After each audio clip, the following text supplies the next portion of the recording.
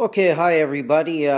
One of the guys has just contacted me. He's just bought an Ultra 300, the same as mine, whether it be a 300 or a 310 PWC, and he's just learning the ski. We call them skis, and he says when he's flushing his intercooler, he's noticing water in the engine compartment, or the engine bay, whatever you want to call it. So let me go over a few things with you here, Robert, but this is for everybody. This is my interpretation. Anyways, when you flush the intercooler, if you're using a single hose, you do not start the engine. It tells you right there.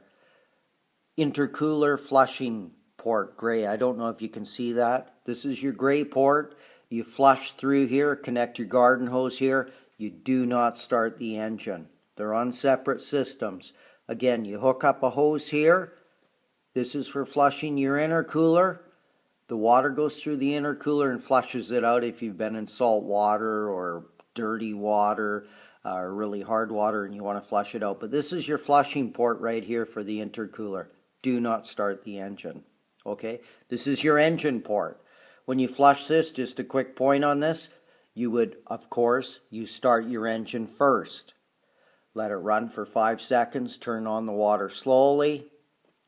Flush your engine. You'll have water coming out the back. You'll have water coming out the telltale sign, or the telltale port, I call it here. A little bit of water coming out of there. After you flushed your engine, shut the water off first.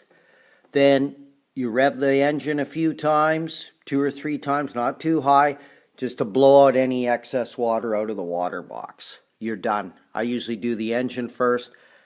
I'm finished with the engine.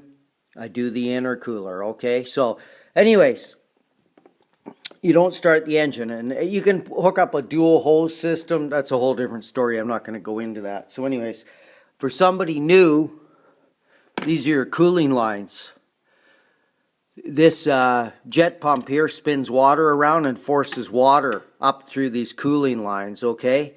That's what these are for. These are cooling lines. So, he's having a leak. Anyways, just so he can understand everybody else, check the hose clamps here. 1, 2, 3. And this is your bilge pump. Water's going the other way. So anyways, check all these hose clamps, okay? For his information, Robert and other people, this goes to your intercooler. This is part of the intercooler here. I'll show you. So anyways, he's got a leak inside his. So, you've got to take the seat mount off here. If you've watched my other videos, there's 4 bolts, 2, 3, 4. I've already cut these vent hoses off on mine. I don't recommend that. If you ever flip the ski, you could kind of sink it. But it gets good ventilation. I'm aware of it. So anyways, here's the intercooler. If you trace this first hose, okay, Robert, you might be having a leak here. Check the hose clamp. Trace this hose. Let's see if I can get you a shot here. There. Okay, this hose here. Okay, trace that. Check the hose clamp. Check the condition of the hose. That hose, again, we'll see if we can get you a good shot. Comes around to the intercooler. Here it is here. Okay. This is a cooling hose. Nothing to do with air going through the intercooler. So check the hose clamp here. It's tough to get at. Okay. So check that hose at the transom in the back. We call that the transom. You can see my screwdriver. That's the transom, the back of the ski. Check that hose. Check the clamps on both ends. Okay. There's another hose here. It's underneath the catch can. There's a hose down in here. I don't think I can get you a good shot. This 1 second. No, it's about right here. It's under this catch can.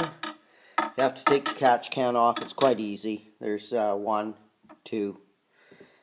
There's a hose on the bottom as well. You can just lift the catch can and put it off to the side here. There's a hose underneath there, another water hose, and it goes to the back of the transom again. Okay, there's your transom. So you've got Starting from the left, you've got one hose clamp to check. 2, that one with the, let's see if I can get you a shot. The one with the cable tie on it, that's the, that one goes to your bilge pump. That's why it's got a cable tie on it. Then that one there, you see the one beside the cable tie? That hose, if you trace, that hose clamp, check that as well.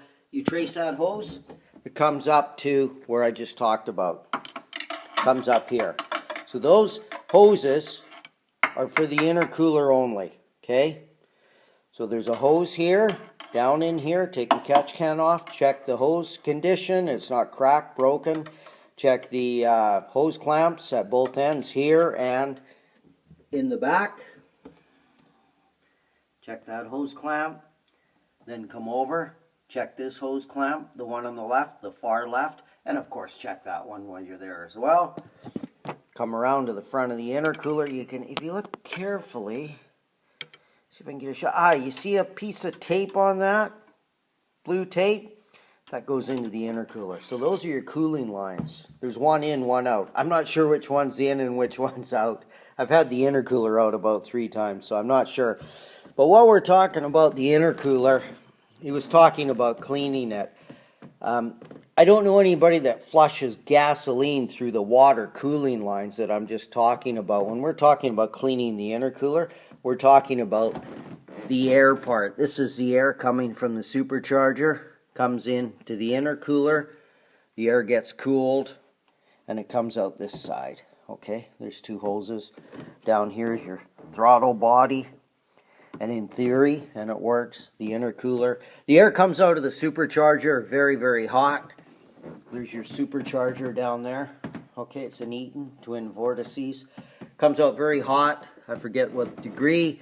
Goes in to the intercooler, gets cooled, comes out, cooler, goes into your engine, and away you go. So anyways, Robert, I hope that helps, and I hope some other people have learned things. Obviously, on your ski and other guys, you'll probably still have the vent tubes on, so you have to move the vent tube a little bit to the left or the right so you can see down in there and check those. Okay, today's tip from Rod, hope that helps.